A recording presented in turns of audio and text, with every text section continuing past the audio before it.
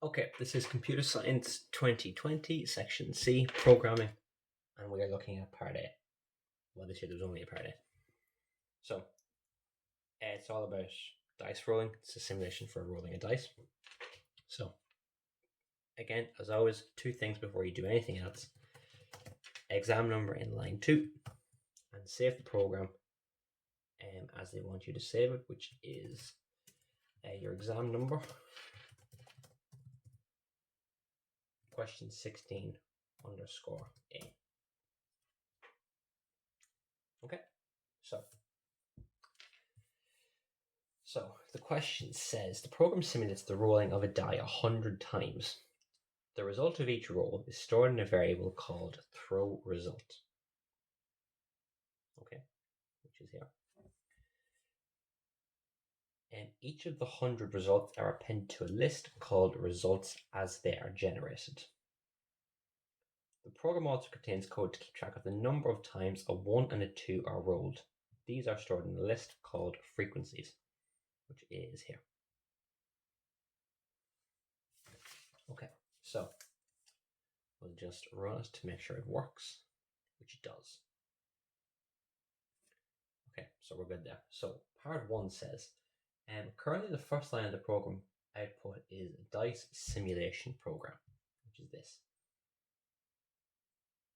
Change the program so the first line is in the output is dice simulation and analysis program.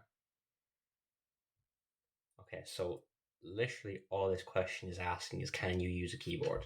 Because all they want you to do is and analysis. And that's all that was involved there. So answer to part 1, and that was 5 marks. So as you can see, part 1 of any question normally is fairly straightforward and it's nearly impossible not to get.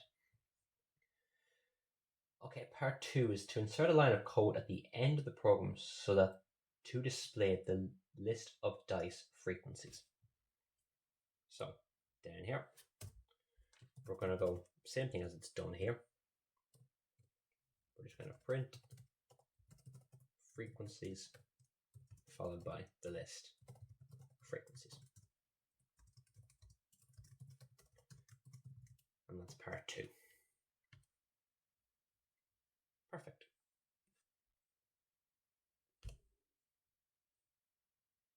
Okay, and that was also 5 marks. Part 3 then says complete the code to calculate the frequencies for the numbers 3, 4, 5, and 6. Okay. So what they want us to do here essentially is to continue along the logic they have here. This is the counting mechanism here, right? So if result is equal to 1, frequency is 0, so this number here is going to go up by 1, and so on and so forth. So literally all we have to do is just copy and paste these 2 lines. Okay, so we then just change this to 3, change this to 2. Because remember, for the indexes, we're starting at 0, not at 1. And this will be 4. This will be 3. This will be 5. These will both be 4. And then for the last one, we can just go else.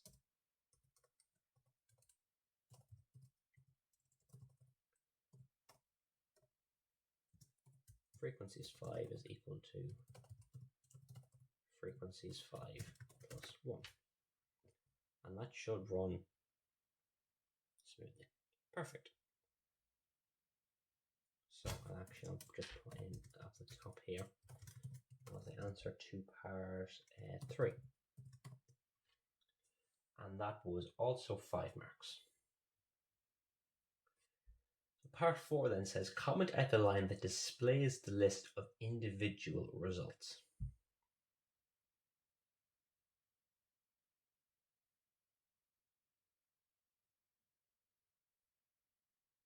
Okay, so if you just want us to comment that out.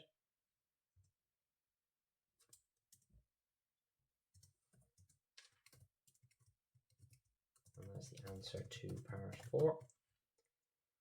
And then we just guess the list of frequencies. Okay, straightforward enough. Okay, so part 5 says extend the program to display the frequency of each number in a tabular format as shown in the sample output here. So I'm going to do this. So I will have my answer to part 5. So the first thing they want is, right, they just want the words dice, put in a tab between them, frequency. Because then it'll look like this. So you have the space in between them.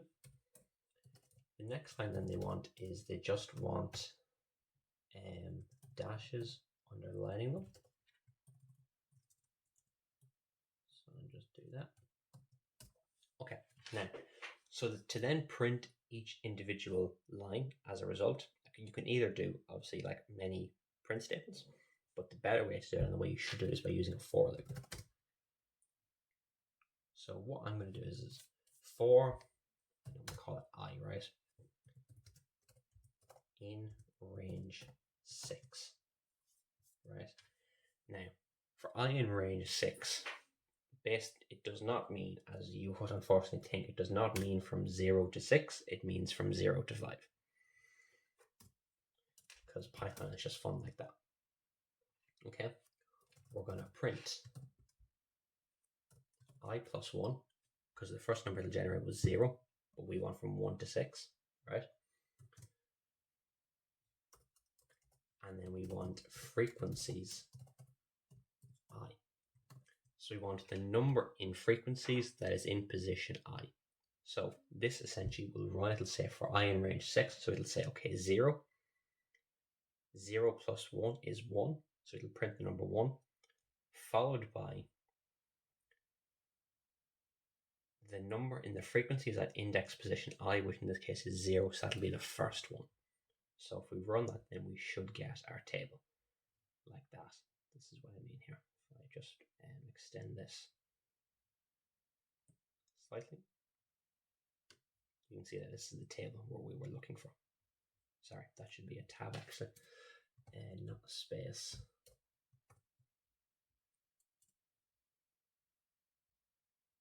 I was going to still give me an error.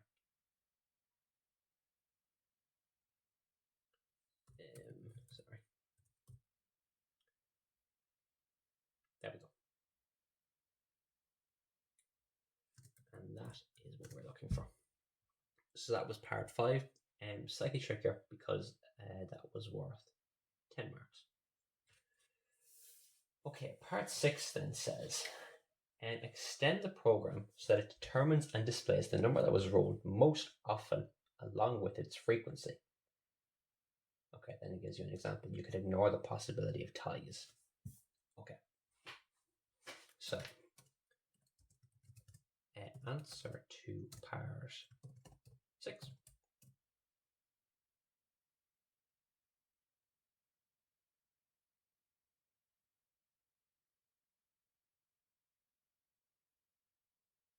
So we're going to need 2 variables here, right? So we're going to go max.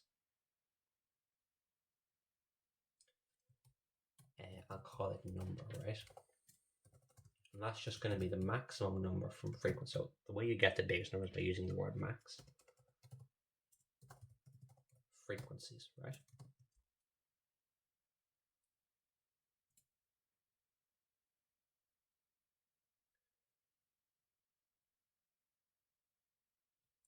So then that's going to give me the biggest number from this list. So right, in this case, right, it's 20.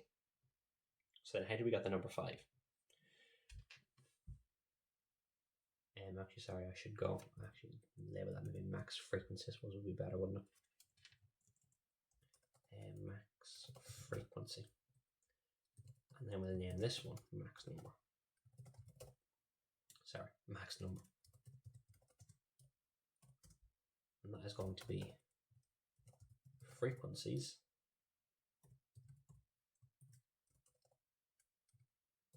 max frequency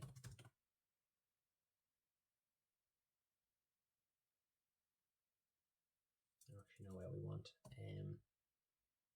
It's going to be the position of that number plus 1, because again, we don't want 0. So now we just want to print that off. So we're going to print max number was rolled the most often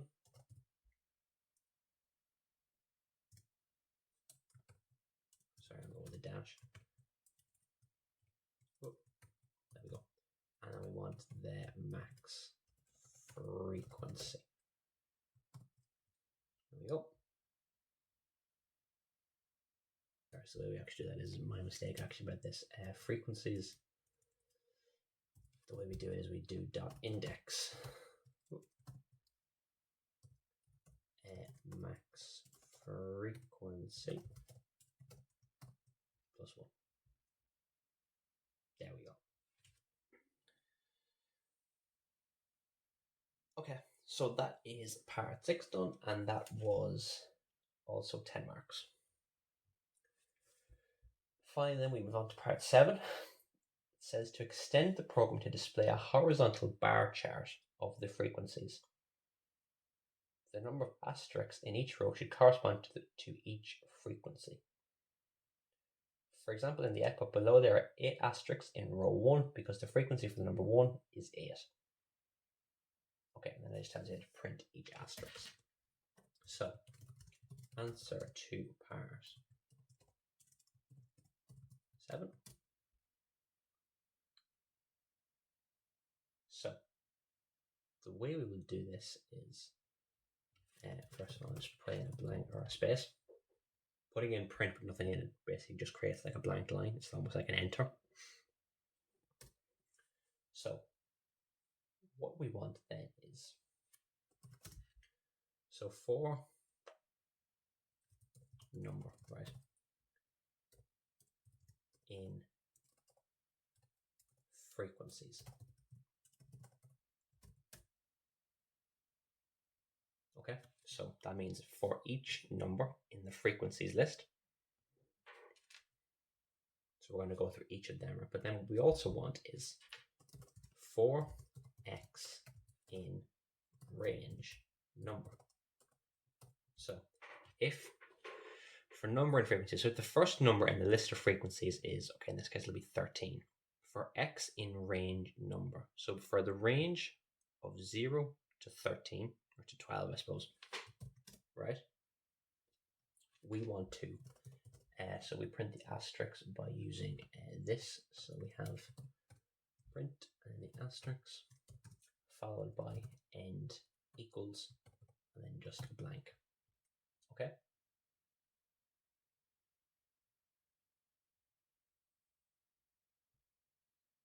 Then, oh, sorry, I forgot. Actually, we want to then go on to a new line.